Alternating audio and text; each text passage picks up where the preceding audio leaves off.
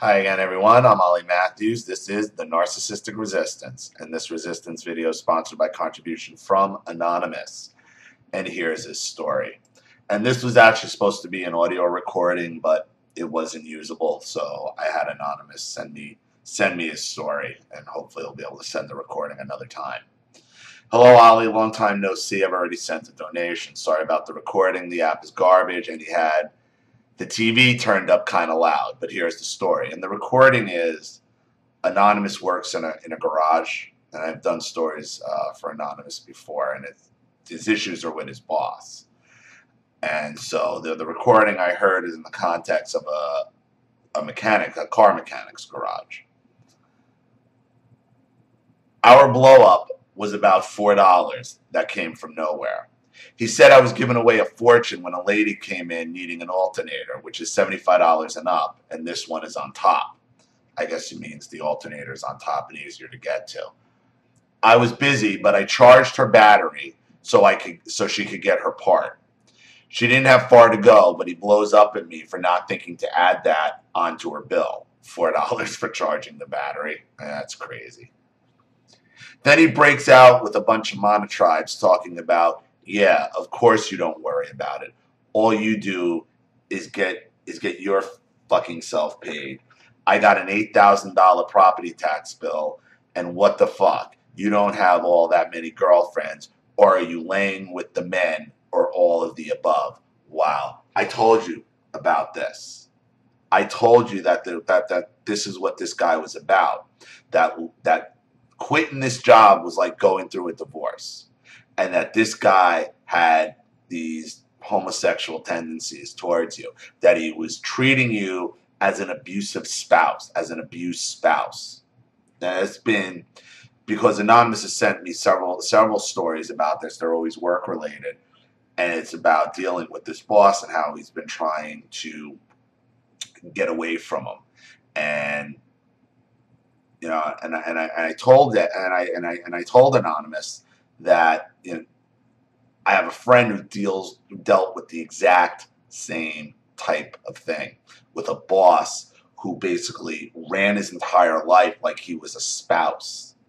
And it usually comes back to the boss's own sexuality. The boss is usually jealous. The boss needs this person, and it's all about control.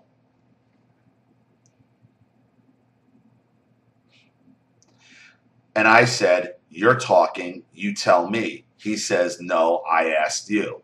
I still stood my ground. He then said, you don't charge enough. If they want to go down the street, fuck them, let them go down the street. Hell, I don't blame them for coming here. Hell, I'd use someone too if they let me. Then I reminded him of my investment on all the specialized tools and equipment, because without them, no one would make a dime. Of course, he's trying to minimize you and keep you from validation. You know, he's keeping you abused, knowing without you it all falls apart. He then kept asking, or trying to ask me, about how many tools I had when I first started working there 15 years ago.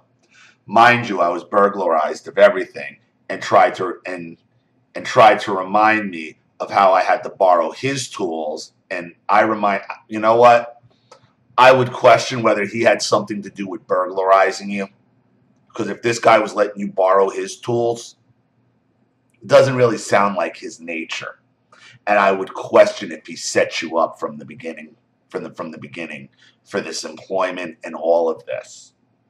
Because that's something the narcissist will do. They will put you in a situation where you need them. And you can find out years later that he absolutely had something, like he wanted you. And from your other stories, there's some kind of attraction, some kind of thing this guy has towards you.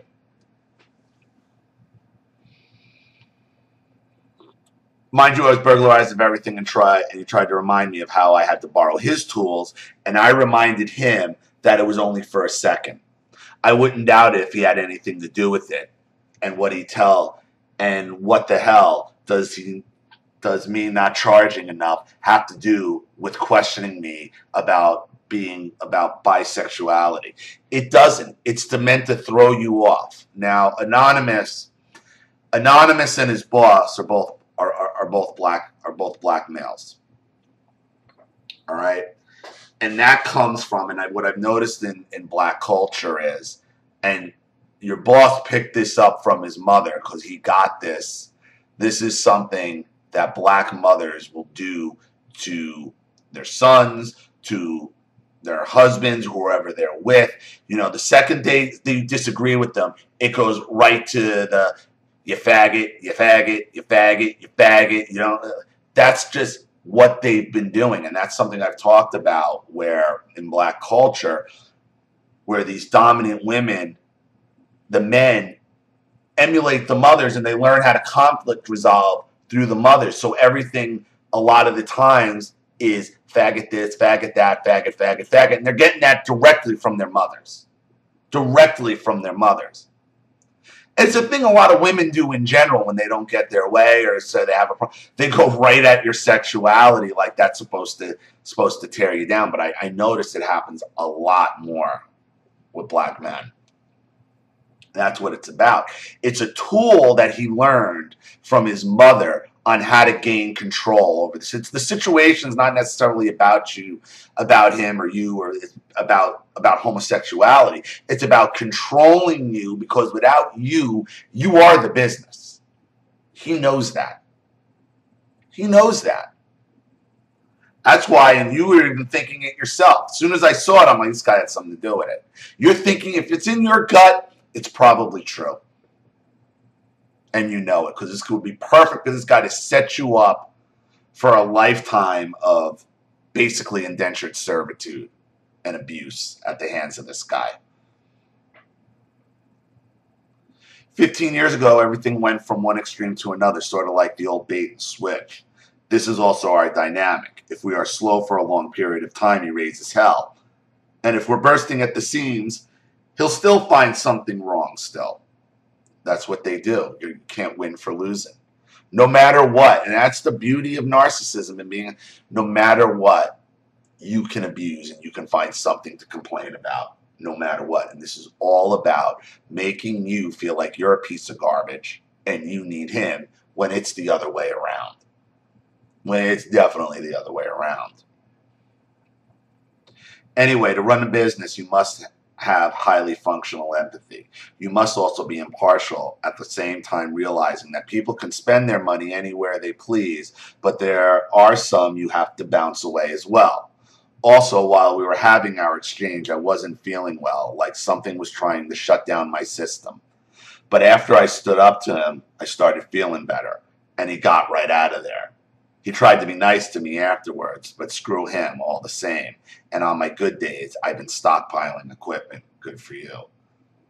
I'm looking for something to happen anytime now. I think what may have triggered him is that he saw me with a new piece of equipment. My distributor always likes to throw me his repo to return tools. My boss looked at me with it and asked me what that was, looking really amazed. I'll send it back to you and hope you'll be able to understand it. I'll try to record him again, but catching him seems more difficult and painful. I'll send another small donation soon and stay strong. Anonymous. Well, I think you're going to have a really hard time, and that's why I'm reading it out, because I think you're going to have a really hard time in that mechanic shop getting a clear recording on any type of app, because there's so much background noise and it's so loud, it's going to be really hard. You got the story out perfectly here in what you wrote me.